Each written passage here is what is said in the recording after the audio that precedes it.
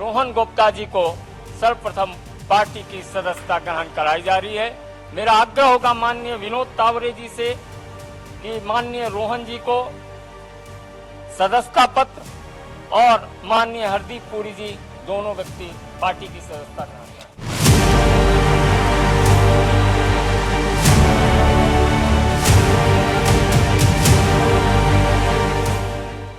वैसे तो कांग्रेस छोड़ना नेताओं के लिए कोई नई बात नहीं रह गई है, लेकिन लोकसभा चुनाव आते ही मानो पार्टी में भगदड़ मच गई है। अभी हाल ही में कांग्रेस के दिग्गज प्रवक्ता रहे गौरव वल्लभ और बॉक्सर विजेंद्र सिंह ने कांग्रेस छोड़ी है। महाराष्ट्र कांग्रेस के पूर्व नेता रहे संजय निरुपम भी पार्टी को बाय बाय बोल चुके हैं।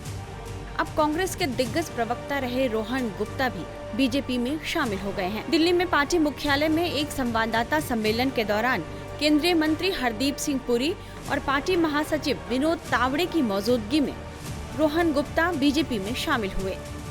बीजेपी में शामिल होकर रोहन गुप्ता ने लोकसभा चुनाव से पहले कांग्रेस को एक और बड़ा झटका दिया है। रोहन गुप्ता ने पिछले महीने 22 मार्च को पार्टी के संचार विभाग से जुड़े एक कांग्रेस नेता पर लगातार अपमान और चरित्र हनन करने का आरोप लगाते हुए पार्टी से इस्तीफा दिया था।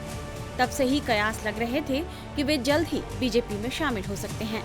बीजेपी में शामिल होने के बाद रोहन गुप्ता कांग्रेस की विचारधारा पर जमकर बरसे और कहा कि कांग्रेस में राम और सनातन का अपमान हो रहा था।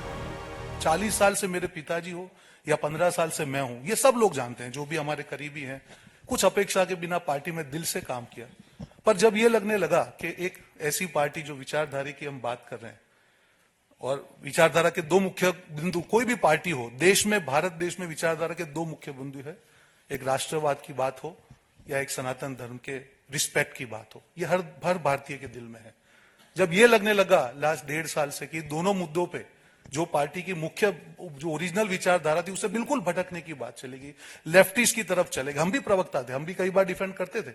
आज मैं सैनिक था, करता था, पर मन से दुख होता था कि ये क्या कर रहे हैं हम लोग। आज हम राम मंदिर की हम बात कर रहे हैं, ठीक है, आज आप बोल रहे हैं कि सुप्रीम कोर्ट में हम लोग ऑर्डर का सम्मान करते हैं। आप क्यों नहीं जाएंगे? अगर सुप्रीम कोर्ट के ऑर्डर का सम्मान करते हैं, कोई नहीं जाने की कोई बात नहीं थी। तो जब तक विरोधाभास रहेगा, विश्वसनीयता नहीं रहेगी। ये मैं आपको दावे से कह रहा हूं कि जिस प्रकार से लास्ट 1.5-2 साल में, मैं किसी आज व्यक्तिगत टिप्पणी में नहीं करूंगा, पर जो एक कम्युनिकेशन स्ट्रेटेजी, एक मैसेज जो पीपल में जो देना होता है कि आपका विरोधाभास कितना है। रोहन गुप्ता ने कांग्रेस के एक बड़े नेता का नाम लिए बिना कहा, एक संचार प्रभारी हैं जिनके नाम में राम है, उन्होंने हमारे सनातन का अपमान होने पर मुझे चुप रहने को कहा था। जो हमारे एक हैं जो थे कम्युनिटी जिनके नाम में राम है, वो सनातन के जब अपमान हो रहा था तो हमको ये कहा गया कि आप चुप रहिए। देश के नाम का एक गठबंधन बनाया गया, पर उसमें देश विरोधी ताकतों को जोड़ा गया। जिस केजरीवाल जी को कांग्रेस पार्टी ने आज खालिस्तान के साथ जुड़े होने के आक्षेप किए, वो चुनाव का पूरा में इंचार्ज था पंजाब में, आज ऐसी क्या मजबूरी है कि आप उनके लिए लड़ रहे हैं, उनके भ्रष्टाचार के लिए? इतना बड़ा विरोधाभास नहीं हो सकता है। आज देश के सामने अब जाते आपका नैरेटिव बहुत क्लियर होना चाहिए। जिस ईवीएम के कारण आप 2 चुनाव जीते, आप उस पर सवाल उठा रहे हैं।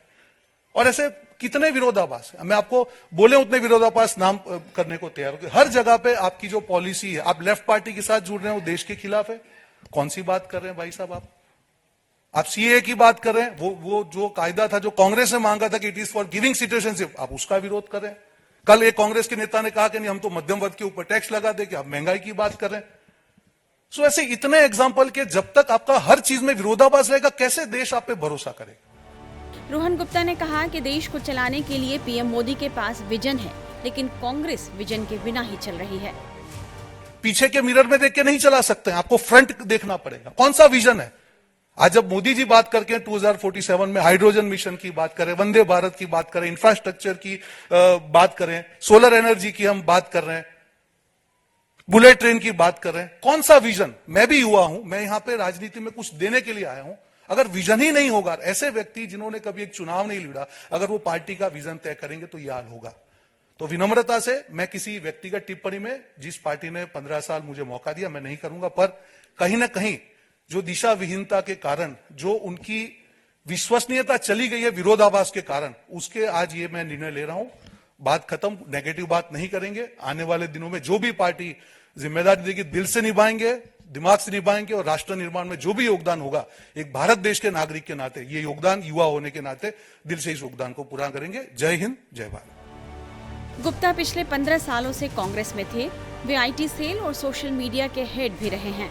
वे कांग्रेस के राष्ट्रीय प्रवक्ता थे और मजबूती से पार्टी का पक्ष विभिन्न प्लेटफॉर्म पर रखते थे।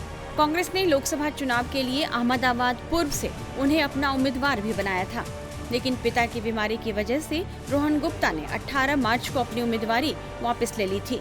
रोहन गुप्ता का कहना था कि कांग्रेस में लगातार उनका अपमान हो रहा है, इसलिए उन्होंने इस पार्टी में नहीं रहने का तय किया। टाइम्स नाउ नवभारत डिजिटल की रिपोर्ट।